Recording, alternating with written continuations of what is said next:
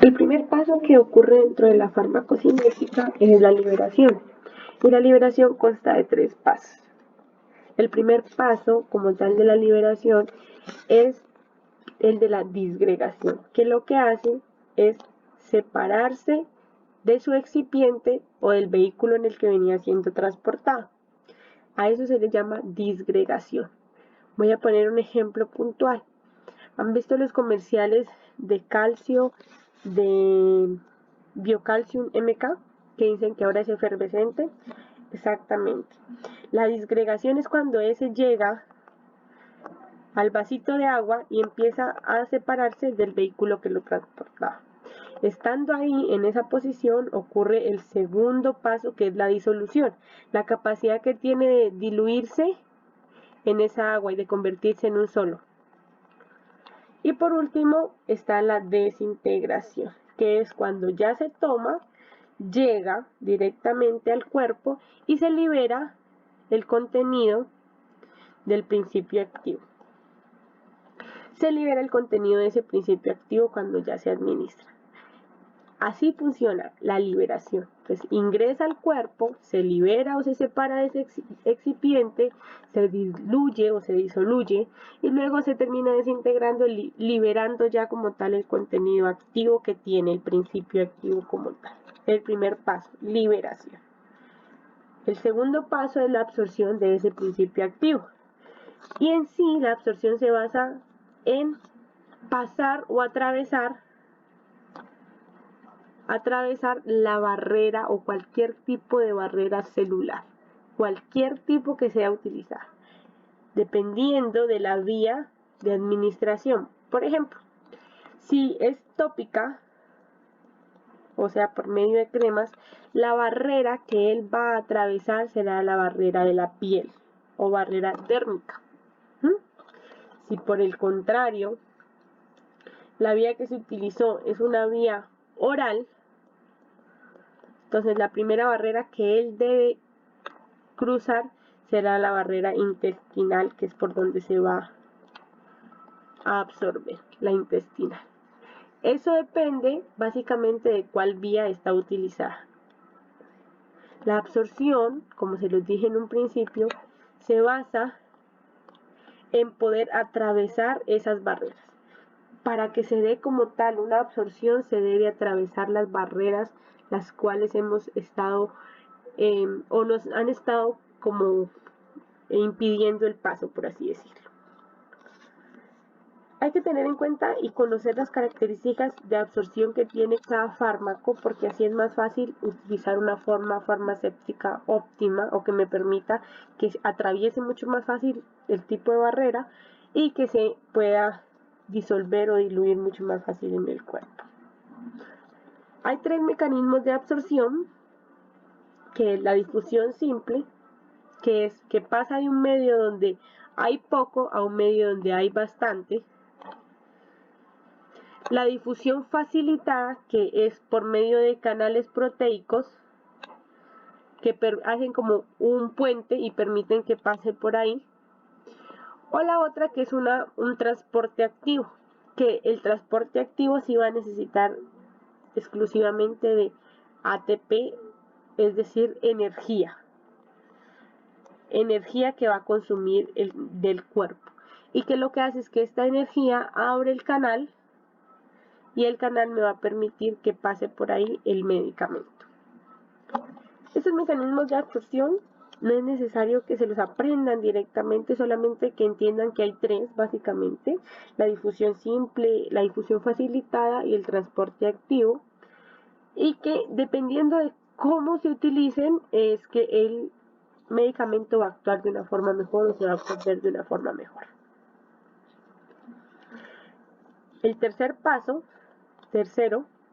es la distribución de los fármacos. Recuerden, el primero liberación, el segundo absorción y el tercero va a ir como distribución. Distribución es el transporte del fármaco hasta que llega a la sangre y de la sangre hasta el lugar donde va a ejercer su acción. La sangre es quien va a permitir transportar a todas las partes del cuerpo donde el fármaco va a ir a realizar su acción. Si el dolor es de cabeza, pues por medio de la sangre va a llegar hasta la cabeza. para quitarme así el dolor. Si el dolor es de estómago, pues por medio de la sangre se va a llegar hasta esa parte para poder eliminar el dolor. La sangre es quien conduce los medicamentos en la mayoría de los momentos, por eso se buscan lugares vascularizados para que lleguen mucho más rápido. En la sangre, las moléculas del fármaco pueden ir en 3 formas o de 3 formas. Primera, disuelto en el plasma. El plasma, por si no lo vieron con el profe, es ese organismo o esa parte de la sangre que me permite a mí transportar proteínas. Entonces ahí va a ir unido el fármaco. Es una de las formas que puede llegar a distribuirse. La segunda es que va a ir en el interior de células determinadas, como en su mayoría los eritrocitos. Eritrocitos son glóbulos rojos. O también puede ir unido a proteínas plasmáticas, que en la mayoría de los casos utilizan la albúmina. La albúmina se utiliza para transportar fármacos que sean de grande densidad o que sean bastante pesados. Pueden existir algunos factores que afecten que la distribución se dé como tal o que llegue hasta donde tenga que llegar. Puede ser la unión de los fármacos a las proteínas, es decir, que como estas uniones no son bien fuertes, sino que son más que todo débiles, puede llegar cualquier otro fármaco y irrumpir entre ellos, o la proteína no es tan buena y no lo termina de transportar, entonces se elimina esa conexión y nunca llegó a donde tenía que llegar. El volumen de distribución, que es la cantidad de fármaco que desde que ingresó, digamos aquí llegan 100, aquí ingresan 100, pero acá al punto donde tienen que llegar solo llegan 50, porque el volumen se va perdiendo en el camino. Es como si transportáramos agua en las manos, ¿sí? Que no va a ser lo mismo lo que cojo desde el principio hasta cuando tengo que llevarlo. Las características físico-químicas del fármaco que pueden interferir en el lugar de distribución: el flujo sanguíneo, que entre más flujo sanguíneo más rápida será la distribución, y entre menos flujo sanguíneo más difícil va a ser la distribución. Y por último, la afinidad del fármaco que tenga por el tejido. Es decir, si yo estoy introduciendo el fármaco por vía de la piel o por el tejido de la piel, si el fármaco no tiene mucha afinidad por la piel, pues se va a demorar muchísimo en poderse distribuir. Pero si por el contrario tiene más afinidad con el tejido que está, por ejemplo, en la conjuntiva, es decir, de los ojos, pues sería más fácil administrarlo por ahí. Es como una idea, no quiero decir que lo que va por la piel lo puedo echar en los ojos. Es una idea de qué es afinidad del fármaco por el tejido. El cuarto paso es el metabolismo.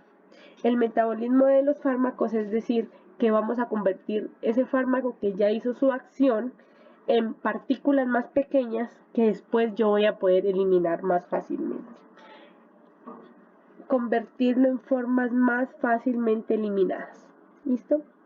La mayoría de los órganos del cuerpo pueden biotransformar medicamentos, pero básicamente tenemos 3 que son los que más nos ayudan en esto. Está los pulmones, el hígado, que es el mayor metabolizante de fármacos, y el tejido sanguíneo. En sí, el órgano principal es el hígado, el que tiene una gran cantidad de enzimas que lo que me van a ayudar a mí es a la degradación del fármaco y a lograr que el metabolismo de ese fármaco se logre y podamos eliminarlo fácilmente. Existen factores que también pueden modificar el metabolismo de los fármacos o que pudieran llegar a incurrir en que no se pueda dar igualmente el metabolismo de estos fármacos. Factores como, por ejemplo, la edad. A mayor edad, el hígado está un poco dañado, congestionado, diferente, no funciona de la misma manera, y pues eso puede causar que no se metabolice tan fácil. El embarazo, pues en el embarazo cambiamos muchísimas cosas y obviamente los fármacos que consumimos no se pueden eliminar como tal y tienen de hecho otros factores que por eso mientras estamos embarazadas no se nos permite consumir cierto tipo de fármacos. Factores genéticos, que puede ser que toda mi familia sufre de daño hepático y por ende yo también. Entonces tenemos cambios gravísimos en el hígado que ya de familia, de generación en generación, hacen que los medicamentos no se puedan metabolizar y que sea muy difícil consumir ciertos medicamentos. Y patológicos, que quiere decir que ya tengo una patología, como por ejemplo, ¿recuerdan cuando vimos hepatitis, cirrosis, cáncer de hígado? Esos cambios patológicos pueden causar que el metabolismo de esos medicamentos sea nulo o no se dé, o termine siendo un daño peor el hecho de consumir ciertos medicamentos. Y por último, el último paso, el paso número 5 de la farmacocinética, es la excreción de los fármacos. Ese es el fenómeno que conduce al egreso, es decir, a la salida definitiva del fármaco y sus metabolitos. Todo aquello que se metabolizó y que quedó en pequeñas partículas debe salir. La mayoría de las veces se hace por medio del riñón. El riñón es el principal órgano excretor de los fármacos. Ahora, como ya saben que el hígado es el que más metaboliza medicamentos y el riñón es el que más los excreta, a final de cuentas o después de un tratamiento muy largo, los órganos que más sufren daño vienen siendo el hígado y el riñón, porque los fármacos terminando, valga la redundancia, en estos órganos y al final de cuentas pueden llegar a terminar dañándolos o causando toxicidad en ellos cuando se hacen tratamientos demasiado largos. Pero también, aparte del riñón, que es el excretor, puede estar el hígado, la piel, los pulmones, las glándulas salivales o las glándulas lagrimales. Pueden eliminar también ciertos metabolitos, pero recuerden que el principal es el riñón. Hay vías de eliminación. Eso depende del órgano que va a ayudar a eliminar. Entonces, la vía de eliminación, por ejemplo, renal o del riñón, va a ser por medio de orina. Si tenemos por medio de las glándulas salivales, pues lagrimales, serán lágrimas. Si están otras glándulas, por ejemplo, las sudoríparas, entonces vamos a eliminarlos por medio del sudor. Si están las salivales, por la saliva. Si está dentro de estos el órgano que es el pulmón, pues por medio de la respiración. Y algo que ojalá lo tengan muy en cuenta y que lo vimos también cuando vimos lo de hepatitis B, recuerden que la leche materna, y cuando vimos SIDA, la leche materna también puede ser una vía de eliminación, por eso no hay que darle lactancia materna mientras esté en un tratamiento largo por cierto tipo de medicamentos que sean bastante fuertes, o por eso no se debería tomar medicamentos mientras está lactando. Por otro lado, también podemos excretarlo por medio de las heces y de la bilis. Factores que pueden llegar a afectar la excreción renal, sobre todo la del riñón. Factores fisiológicos como la edad, lo mismo que pasa con el hígado, entre más edad, más dañado, más cambiante está tanto el riñón como el hígado. Factores iatrogénicos, que son interacciones farmacológicas, es decir, hay fármacos que causan toxicidad renal, entonces terminan dañándome como tal el riñón y por eso pues el riñón ya no va a funcionar excretando, me va a causar un daño más grande al final de cuentas. Y por otro lugar están los patológicos. Si yo tengo una insuficiencia renal crónica, por ejemplo, que ya no me permite eliminar nada por medio del riñón, entonces va a ser para mí mucho más difícil poder excretar esto y me tendrían que, al hacerme una diálisis, eliminar también los restos del fármaco.